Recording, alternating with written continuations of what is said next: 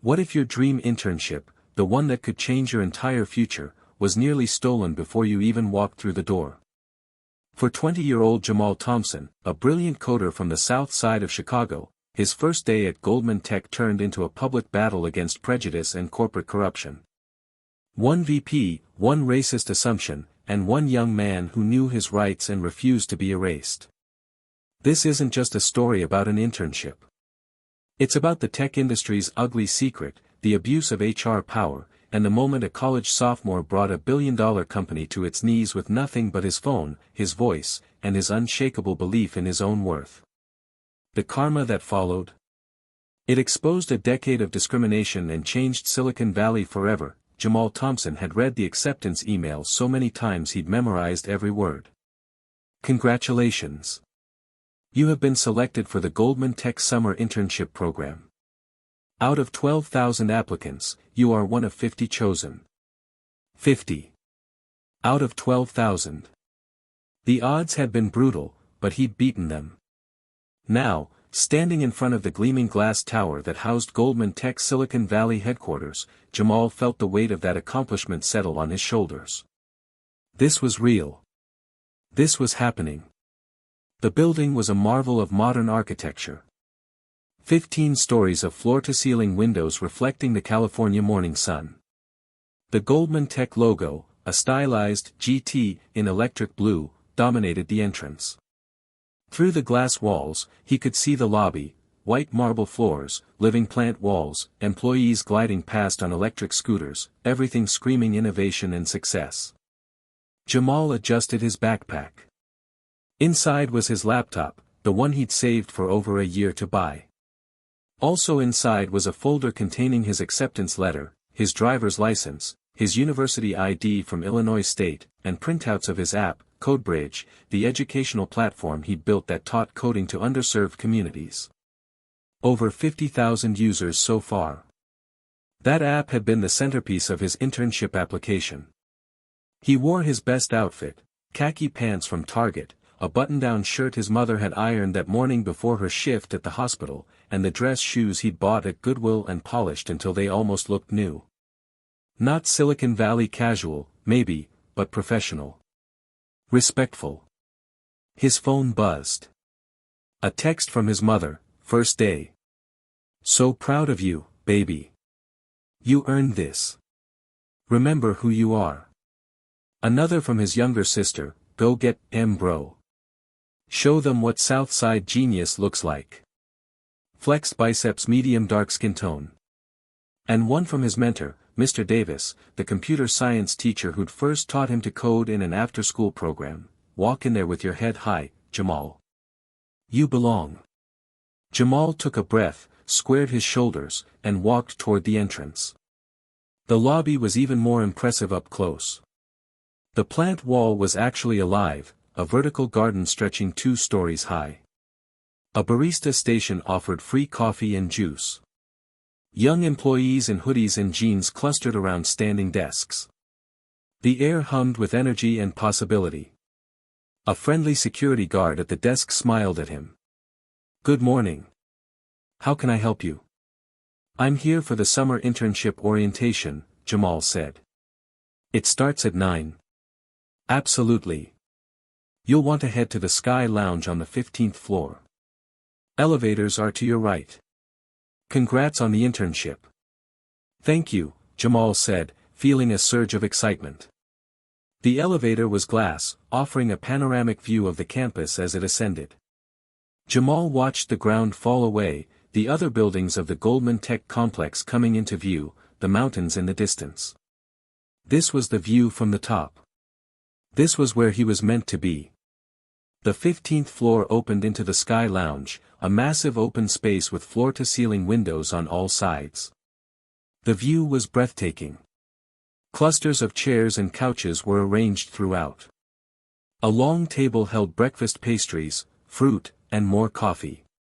About 40 young people, his fellow interns, were already there, chatting nervously, laughing, taking selfies. Jamal stepped out of the elevator and immediately felt eyes on him. He was one of only 3 black faces he could see in the room. The demographics of tech, still stubbornly unchanged despite all the diversity initiatives and promises. He walked toward the breakfast table, grabbed a bottle of orange juice, and found a seat near the window. A friendly-looking Asian American woman sat nearby. "First day nerves?" she asked with a smile. "Definitely," Jamal admitted. "You?" "Oh yeah. I'm Amy. UC Berkeley, computer engineering." Jamal. Illinois State, computer science with a pre-law minor. Pre-law. Interesting combo. "My mom's idea," Jamal said with a grin. "She wants me to have options. Plus, knowing how contracts and regulations work helps when you're building tech." They chatted easily. Amy was cool, asking about his app, impressed when he showed her CodeBridge's user stats. Other interns drifted over, introducing themselves. Most were friendly, curious, welcoming. A few were more reserved, their expressions harder to read as they took in Jamal's thrift store clothes and state school background in contrast to their Stanford and MIT pedigrees and Patagonia vests. At 8:55 a.m., a woman in her 30s, wearing a Goldman Tech t-shirt and jeans, stood at the front of the room. "Good morning everyone. I'm Jennifer Cho, Talent Acquisition Manager. Welcome to Goldman Tech. If everyone could take a seat, we're about to begin orientation." The 50 interns settled into chairs arranged in a semicircle. The energy was electric, everyone buzzing with anticipation. Jennifer began with a welcome video, dramatic music, shots of the campus, testimonials from past interns who were now full-time employees, the CEO giving an inspirational speech about innovation and diversity and changing the world. Then Jennifer took over, outlining the summer program, 10 weeks, real projects, mentorship from senior engineers, networking events, and at the end, potential full-time offers for top performers. "This is competitive," Jennifer said, her expression serious. "But it's also collaborative. We want you to learn, to grow, to challenge yourselves. You're the top 50 out of 12,000 applicants. You're already exceptional. Now show us what you can do." Jamal felt a thrill. He was ready. "Now," Jennifer continued, "I'm going to hand things over to Richard Vanderbilt, our Senior Vice President of Human Resources. Richard will go over policies, expectations, and answer any questions." "Richard?" From a door at the side of the room, a man entered. Tall, around 47, with salt and pepper hair slicked back, wearing an expensive suit that looked out of place in the casual tech environment. His expression was pleasant but his eyes were cold as they scanned the room. Richard Vanderbilt. Jamal had read about him in his research. 20 years at Goldman Tech, climbed the ladder, known as a company man, someone who protected Goldman Tech's interests fiercely. Some Glassdoor reviews praised his efficiency.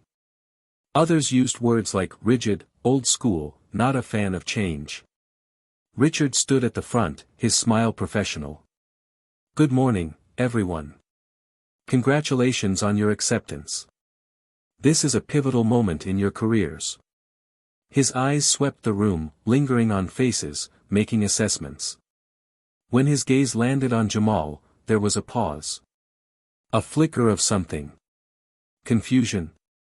Disapproval. It passed so quickly Jamal thought he might have imagined it. "Let me be clear," Richard continued. "Goldman Tech has standards. We expect professionalism, dedication, and a commitment to excellence. We've invested significant resources in each of you. Don't waste that investment." His tone was stern, almost condescending, as if he were addressing children rather than accomplished college students who'd beaten out thousands of competitors. "We'll be going over your paperwork individually in a moment. First, does anyone have questions?" A few hands went up. Richard answered them brusquely, his responses often curt. He seemed annoyed by basic questions about parking passes and meal stipends. Then he looked directly at Jamal.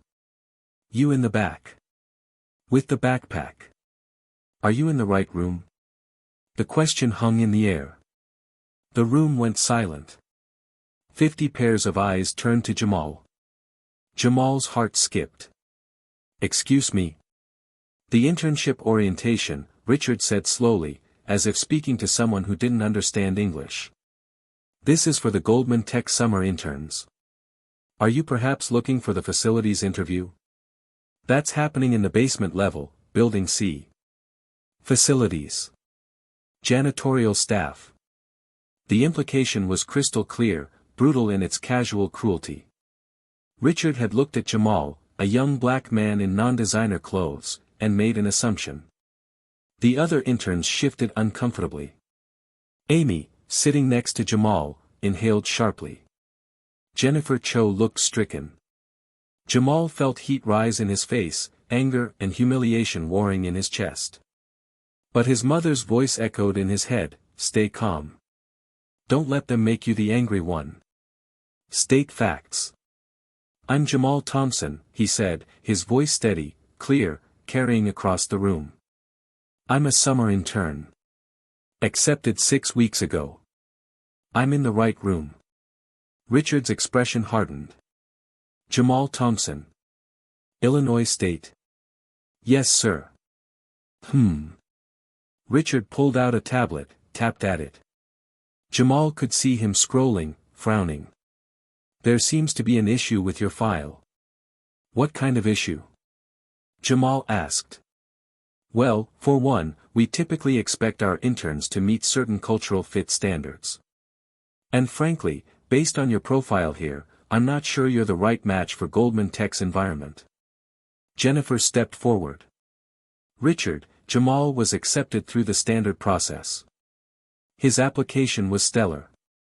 His coding skills." "Thank you, Jennifer," Richard cut her off coldly. "I'll handle this." He turned back to Jamal.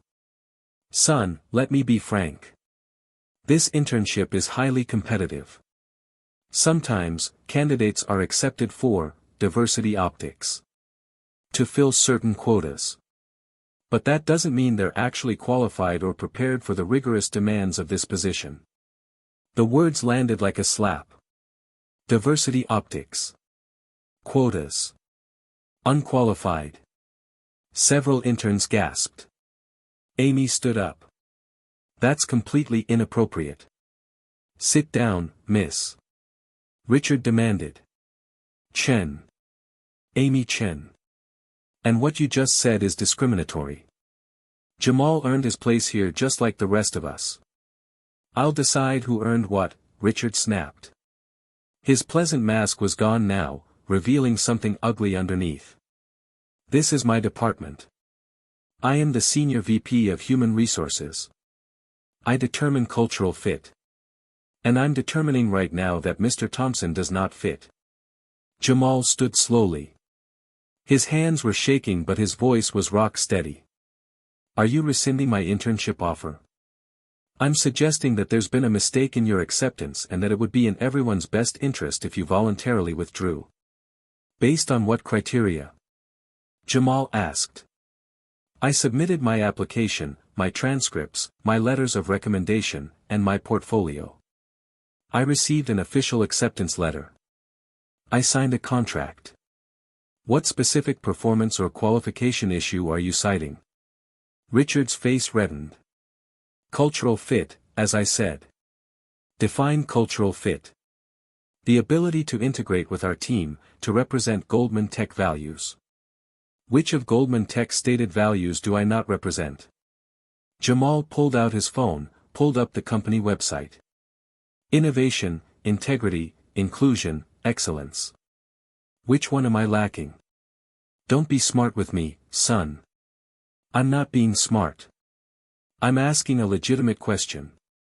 You're attempting to rescind a signed offer on my first day without citing any valid reason. That's a breach of contract and, if based on my race, illegal discrimination under Title VII of the Civil Rights Act." Several interns pulled out their phones, recording now. Richard noticed, his eyes darting around the room. "How dare you accuse me of?" "I'm not accusing," Jamal said calmly. "I'm stating facts. You saw me, assumed I was in the wrong room, directed me to facilities, and when corrected, immediately questioned my qualifications using coded language like diversity optics and quotas. That's textbook discrimination. Jennifer stepped between them. Richard, perhaps we should table this and... This is my call, Jennifer. Richard's voice was ice. He looked at Jamal.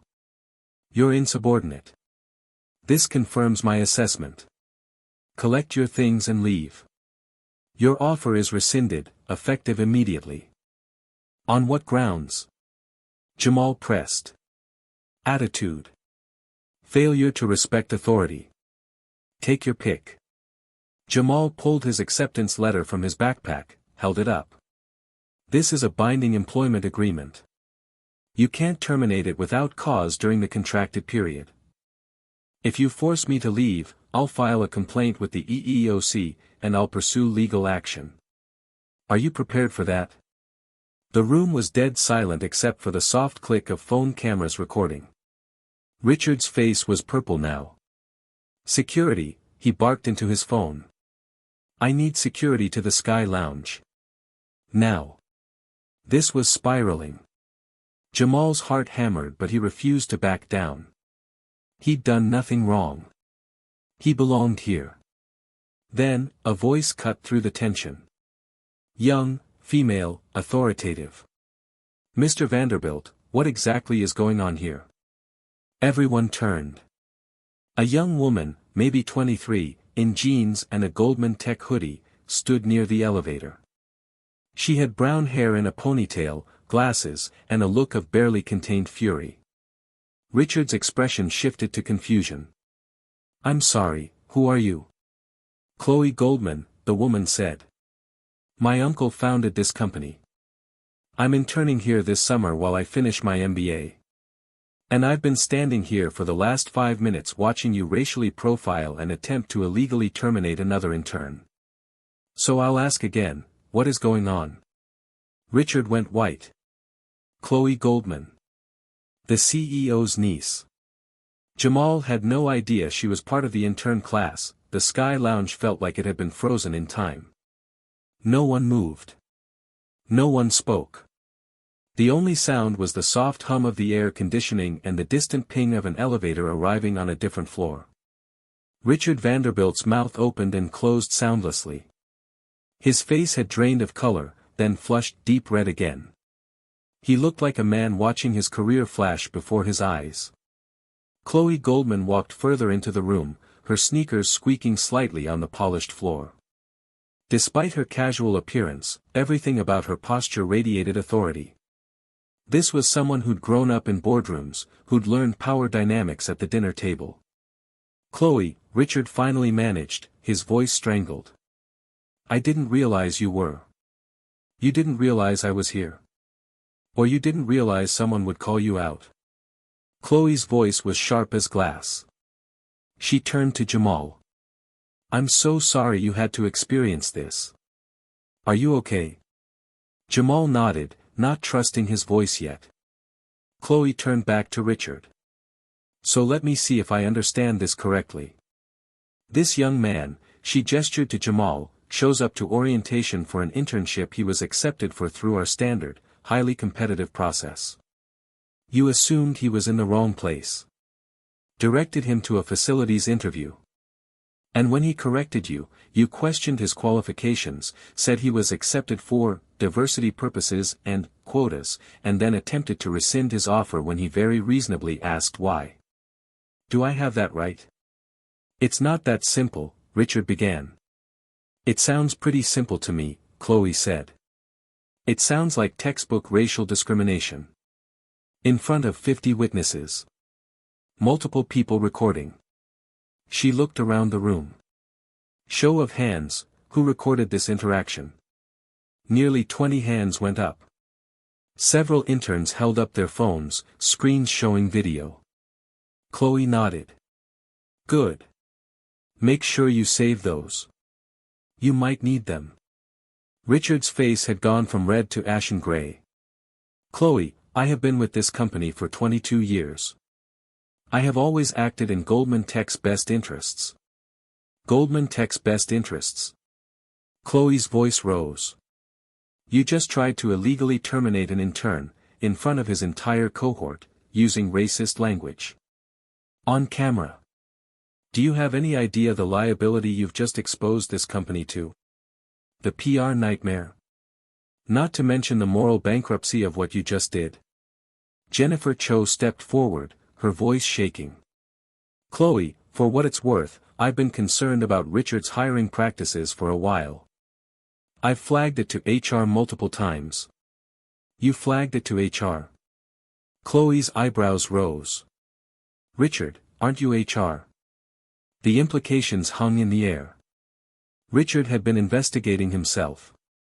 I want you to know, Jennifer continued, looking at Jamal, your application was exceptional. One of the strongest we received. Your app alone was incredible. Your letters of recommendation were glowing. Your interview scores were in the top 5%. There is absolutely no question you earned your spot here. Then why is he being targeted? Amy demanded, still standing. Several other interns murmured agreement. Richard seemed to recover some of his composure, though his hands were shaking. This is being taken out of context. I have legitimate concerns about cultural fit. What does cultural fit mean to you, Richard? Chloe asked, her voice deceptively calm. Because from where I'm standing, it seems to mean not black. Is that your metric? That's absurd. I'm not, Richard sputtered. You're not what? Racist? You literally just said this young man was only accepted for diversity purposes and quotas. You implied he's unqualified. You directed him to a janitorial interview. If that's not racism, what is it? The elevator dinged. 2 security guards stepped out, looking confused. Mr. Vanderbilt?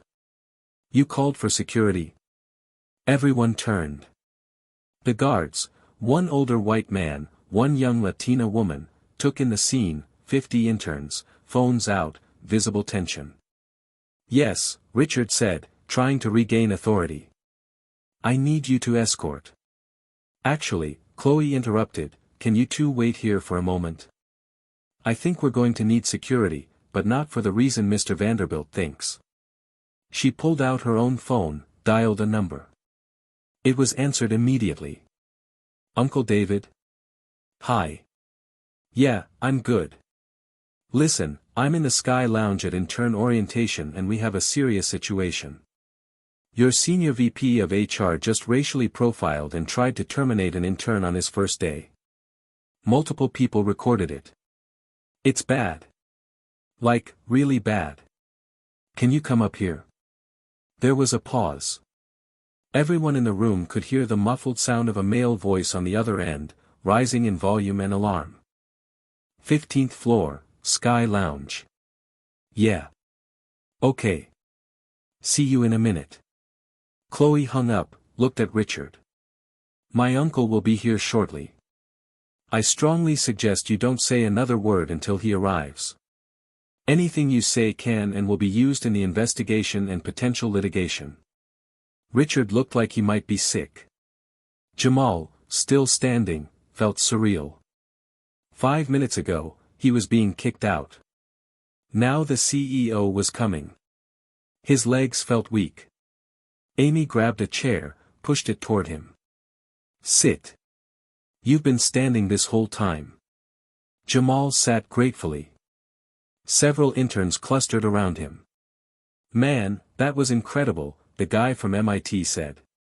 The way you stayed calm. The way you cited actual law. That was legendary. Are you okay? A woman from Stanford asked. That was intense. I'm okay, Jamal said, though he wasn't sure it was true. Adrenaline was crashing through his system. Amy sat next to him, put a hand on his shoulder. You were amazing. And you were right. About everything. The wait for David Goldman felt endless, though it was probably only 2 minutes. Everyone stood in tense silence. Richard remained near the front, his face stony, his jaw clenched. Jennifer hovered near Chloe, looking both angry and relieved. The interns whispered among themselves. Then the elevator doors opened, and a man strode out. David Goldman was in his early 50s, wearing jeans and a t-shirt with the Goldman Tech logo. He had salt and pepper hair, sharp green eyes, and a presence that commanded attention without trying. He'd founded Goldman Tech in a garage 25 years ago. Forbes estimated his net worth at $8 billion. He took in the room in a glance, the interns, the phones, the tension. "Somebody tell me what happened. Now."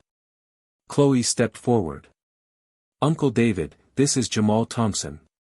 He's one of your summer interns." Richard assumed he was in the wrong room, directed him to a facilities interview. When Jamal corrected him, Richard questioned his qualifications, said he was accepted for diversity purposes and quotas, and then tried to terminate his internship when Jamal asked for a legitimate reason. All of this in front of 50 witnesses. Multiple people have video. David's expression darkened. He looked at Richard. "Is this true?" "It's been taken out of context," Richard said, but his voice wavered. "I had legitimate concerns about. I didn't ask for your spin. I asked if it's true. Did you tell this young man he was accepted for diversity purposes and quotas?" Silence. "Richard. Answer the question." "I may have used those terms, but—" "And did you attempt to rescind his offer on the spot?" "I felt there were cultural fit issues." David held up a hand. "Stop talking." He turned to Jamal. "Jamal, can you tell me what happened? From the beginning?" Jamal stood, his voice steadier now. He walked David through everything: Richard's initial question, the facility's comment, the escalation, the accusations, the attempted termination. Other interns chimed in, corroborating details. When Jamal finished, David was silent for a long moment. Then he turned to Richard. "Richard, you're suspended. Effective immediately. You'll surrender your access badges and phone. Security will escort you to your office to collect personal items and then off campus. Do not contact anyone at this company until you hear from our legal team. Do you understand?" "David, I've been with this company for over 20 years. And in approximately 5 minutes, you undid all of it," David snapped. "You racially profiled an intern. You used discriminatory language. You attempted an illegal termination. In front of 50 people. On camera. Do you understand the liability you've exposed this company to? Do you understand what you've done to this young man?" He turned to the security guards. "Please escort Mr. Vanderbilt to his office and then off campus. He's suspended pending investigation." Richard looked like he wanted to argue, but the fight had gone out of him. His shoulders slumped. The guards moved to flank him. As they led him toward the elevator, he shot one last look at Jamal, not apologetic, not even angry. Just calculating. Cold. Then he was gone. David turned back to Jamal. "I am so profoundly sorry. What you experienced is inexcusable. It doesn't represent Goldman Tech's values, and it sure as hell doesn't represent my values. You earned your spot here. Your application was exceptional. Jennifer has been talking about your app for weeks." Jamal nodded, not trusting his voice. "I'm going to ask you something, and I want you to answer honestly," David continued. "Do you want to stay? After this, I would completely understand if you wanted to leave. If you do, we'll provide full compensation for the summer, a stellar letter of recommendation, and whatever else you need. No questions asked." The room waited. Jamal thought about his mother, working double shifts so he could afford college. His sister, looking up to him. Mr. Davis, who'd believed in him when he was just a kid with a beat-up laptop. All the kids using CodeBridge, learning to code because someone had made it accessible. "I want to stay," Jamal said. "I earned this. I'm not letting him take it from me." David smiled, a genuine, warm smile. Good. I'm glad. He addressed the room. I want to be crystal clear with all of you. What you witnessed today was wrong. It was illegal. It was immoral. And it will be dealt with severely. If any of you experience anything, like this, you come to me directly. My door is always open. We're going to do a full investigation, and we're going to make changes to ensure this never happens again. Understood? 50 heads nodded. Jamal, can you stay for a few minutes? Everyone else, Jennifer will continue orientation. Again, I'm sorry you had to see this on your first day.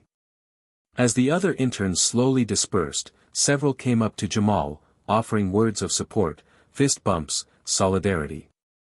Amy was the last to go. You're kind of my hero now. Just so you know. Jamal managed a smile. Thanks. When it was just David, Chloe, Jennifer, and Jamal, David sat down heavily.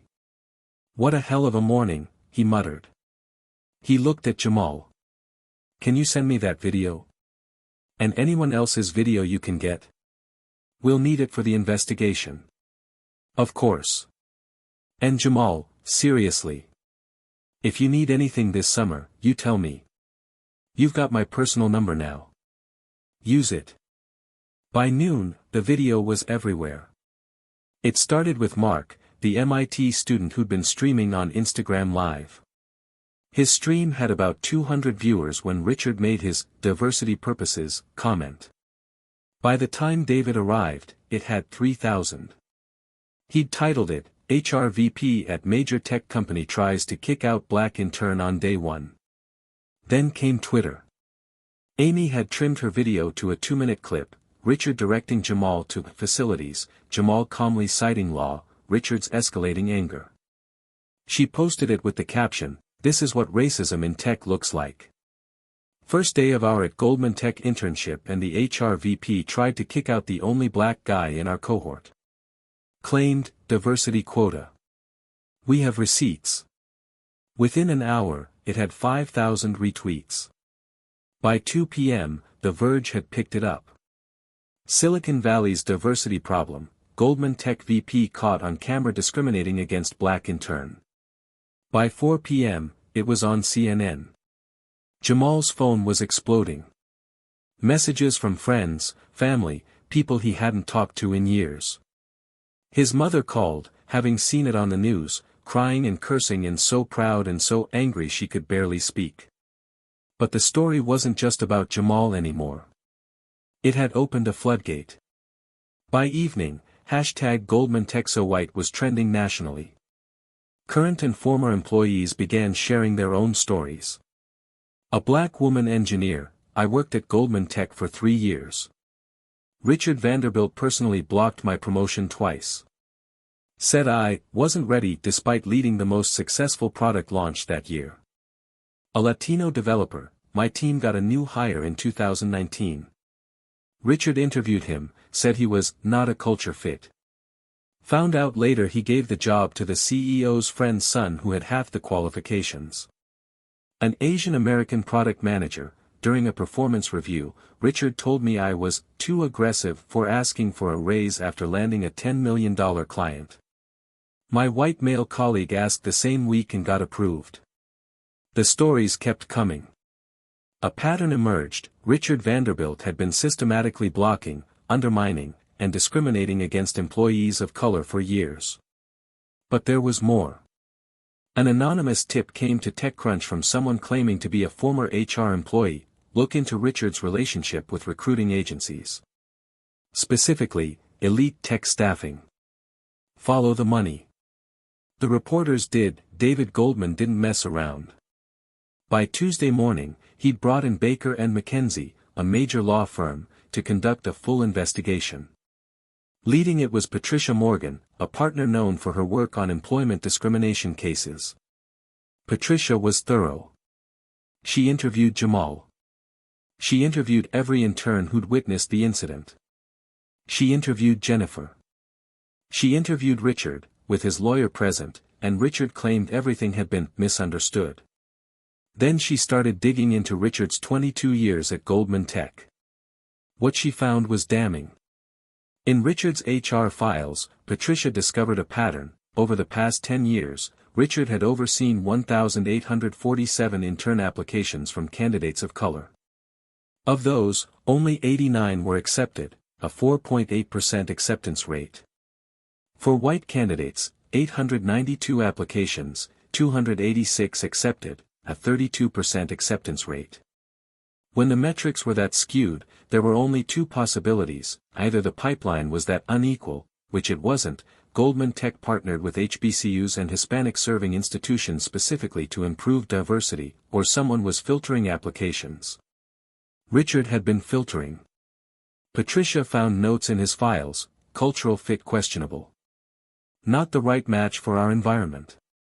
Concerns about communication style. Vague, subjective reasons that couldn't be challenged. But the real bombshell came when Patricia followed TechCrunch's tip about Elite Tech Staffing. Elite Tech Staffing was a recruiting agency that specialized in placing candidates at major tech companies. They'd worked with Goldman Tech for 7 years. Richard had personally signed the contract. Patricia subpoenaed Elite Tech's financial records. What she found: over the past 5 years, Elite Tech Staffing had paid Richard Vanderbilt $180,000 in consulting fees. Consulting fees. For the HR VP who decided which agencies the company would use. It was a kickback scheme.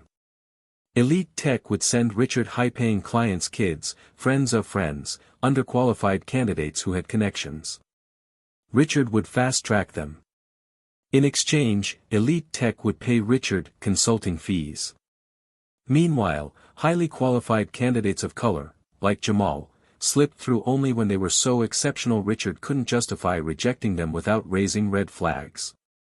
Patricia's investigation also uncovered something else: 3 women at Goldman Tech had filed sexual harassment complaints against Richard over the past 8 years. All 3 complaints had been investigated by Richard's own HR department. All 3 had been dismissed as unsubstantiated or resolved with NDAs and small settlements. The women hadn't been lying. They'd been silenced. Patricia presented her findings to David Goldman on a Friday afternoon, 1 week after the incident. David sat in his office, reading the report, his face growing darker with every page. "How did I not know?" he said finally. "How did this happen under my watch?" "Richard was very good at hiding it," Patricia said.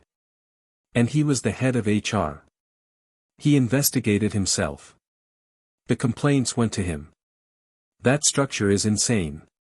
"Yes. It is. I'd recommend an immediate overhaul of your HR reporting structure." David looked up. "What's your recommendation for Richard?" "Terminate immediately for cause. The discrimination alone is fireable. The kickbacks are likely criminal. The harassment complaints suggest a pattern of misconduct. You have grounds to terminate, deny severance, and potentially pursue criminal charges." David nodded slowly. "Do it." Richard Vanderbilt received the termination letter on Saturday morning via email and certified mail. He was fired for cause, effective immediately. The reasons: racial discrimination, acceptance of kickbacks from a recruiting agency, creating a hostile work environment, and falsifying HR investigations.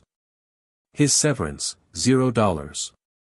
His non-compete clause, still enforceable. His reputation, destroyed. By Monday, the story was everywhere. Goldman Tech fires HR VP after investigation uncovers discrimination, kickback scheme, read the Wall Street Journal headline. Richard tried to give his side of the story. He went on LinkedIn, posted a long statement claiming he'd been railroaded, and that the investigation was politically motivated. The response was swift and brutal. Former colleagues refuted every claim. The women who'd filed harassment complaints went public, backed by their lawyers. People who'd been rejected from Goldman Tech came forward with their own stories. Within 3 days, Richard deleted his LinkedIn. By the end of the week, he'd lost 2 board positions he'd held at tech nonprofits. His membership to his exclusive country club was suspended pending review. A speaking engagement at a tech conference was cancelled. He tried to get hired elsewhere. His resume was impeccable on paper: Stanford MBA, 22 years at a major tech company, SVP level. But the tech industry is small. And it has a long memory. Every company he applied to Googled his name. The first 50 results were about the scandal. He tried pivoting to consulting. His website lasted 2 days before it was flooded with negative reviews. He tried going to smaller companies, startups, places that might not know. But they did. Everyone did. 6 months later, Richard Vanderbilt, former SVP of HR at a billion-dollar company, was working as a mid-level compliance officer at a medical device company in Ohio, making a third of his former salary. His wife filed for divorce. His kids, both in college, stopped returning his calls. The karma was complete. Not just losing his job, losing everything that job had given him: status, identity, community, purpose. He'd spent 22 years building a career.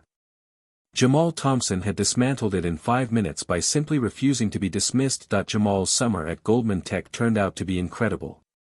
After the dust settled from Richard's firing, the other interns treated Jamal like a legend. He became the unofficial moral center of their cohort. When someone had a problem, they came to Jamal. When someone wasn't sure if something was okay, they asked Jamal. Amy became one of his closest friends. They worked on a project together, combining her hardware expertise with his software skills. Their project, a low-cost educational device, won the summer showcase. Chloe Goldman, despite being the CEO's niece, was down-to-earth and became another good friend. She picked Jamal's brain about CodeBridge, saw its potential. And then, 3 weeks into the summer, Jamal got an unexpected meeting request. From David Goldman himself. They met in David's office, all floor-to-ceiling windows and minimalist furniture, but somehow still feeling warm. "Jamal, thanks for coming up," David said. "I wanted to talk to you about CodeBridge." Jamal's eyebrows rose. "My app?" "Your app. I had our venture team take a look. It's exceptional. Genuinely exceptional. The UI, the pedagogy, the accessibility features, you've built something that could change how millions of kids learn to code." "Thank you. That's the goal. I'd like Goldman Tech Ventures to invest $2 million, plus you get access to our engineering team, our UX people, our education partnerships. We help you scale. You retain majority ownership and creative control." Jamal stared. "I'm sorry, did you say $2 million? David smiled. "I did. What do you say?" What could he say? "Yes. Absolutely yes." They shook hands. David pulled out his phone, texted someone. 2 minutes later, 3 people walked in: Goldman Tech CFO, head of ventures, and a lawyer. "Let's get started," David said. That summer, Jamal Thompson went from college student to CEO of his own funded startup. But the impact went beyond just Jamal. Goldman Tech didn't just fire Richard. They rebuilt their entire HR structure. Patricia Morgan's report had made 47 recommendations. David accepted all of them. HR was split: talent acquisition reported to one VP. Employee relations reported to another. No one person had unilateral control. A new diversity and inclusion team was created, led by a VP who reported directly to David. Every employee went through anti-bias training, not the checkbox kind, but intensive workshops led by experts. Hiring practices were overhauled: blind resume reviews, structured interviews with standardized questions, diverse interview panels mandatory. Goldman Tech partnered with 10 new organizations supporting underrepresented groups in tech, with dedicated recruiting pipelines. They conducted an audit of everyone Richard had rejected. 53 candidates were retroactively contacted and offered positions. The changes were real, substantive, and permanent. And it started because one 20-year-old college student refused to leave a room. Jamal stood in the Goldman Tech auditorium, now 21, addressing a crowd of 200 new interns. "Last year, on my first day here, I was told I didn't belong," he began. His voice was clear, confident.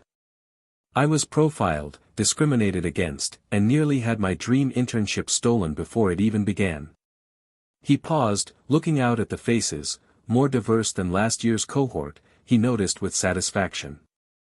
"I'm telling you this not because I want sympathy, but because I want you to know, if you're here, you earned it. Period. No asterisks. No qualifications. You belong here. And if anyone ever makes you feel like you don't, you speak up. You stand your ground. You know your worth."